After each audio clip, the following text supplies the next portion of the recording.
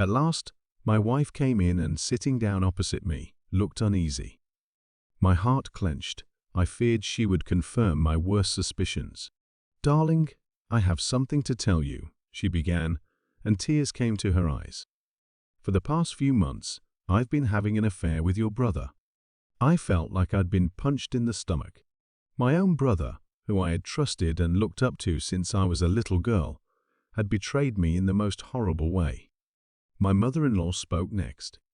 "We think it would be best if you divorce her and let her be with your brother. They love each other very much." I was stunned. How could my family encourage this? Did they not care about my feelings at all? "You were never right for our daughter," my father-in-law remarked coldly. "It's time to let her go." Tears streamed down my cheeks as my illusion of a happy marriage shattered before my eyes. I loved my wife so much, and now my heart was shattered into a million pieces. My parents sat silently by my side, not defending me when my parents-in-law insisted that I end my marriage. I felt betrayed by those I loved and trusted the most.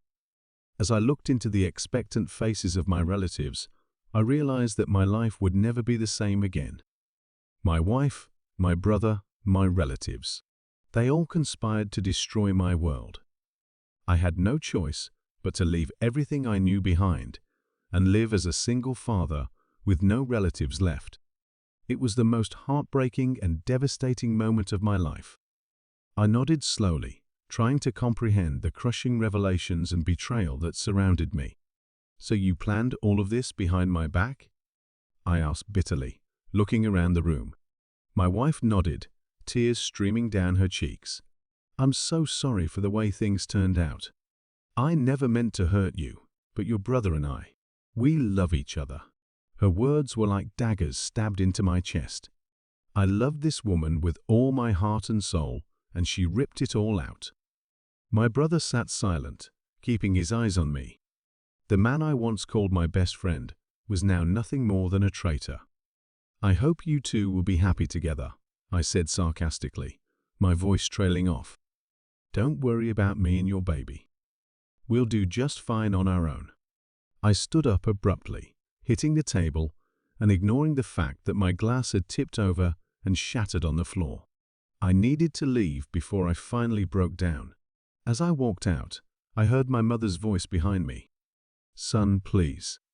But I didn't stop. They all made their position clear. From now on, my child and I would only be against the world. I slammed the front door behind me, leaving my traitorous family behind, and the longing and isolation almost overwhelmed me. I drove aimlessly, my vision blurred with tears. I was still trying to comprehend the magnitude of the betrayal I had just experienced. How could the people I had loved and trusted for most of my life turn their backs on me so cruelly? Exhausted and sick, I stopped on the side of the road, realizing I didn't know where to go. I couldn't go home, back to the marital bed my wife had shamelessly desecrated. But I had nowhere else to go. My family home held too many memories, and I was completely unwelcome at my in-laws' house.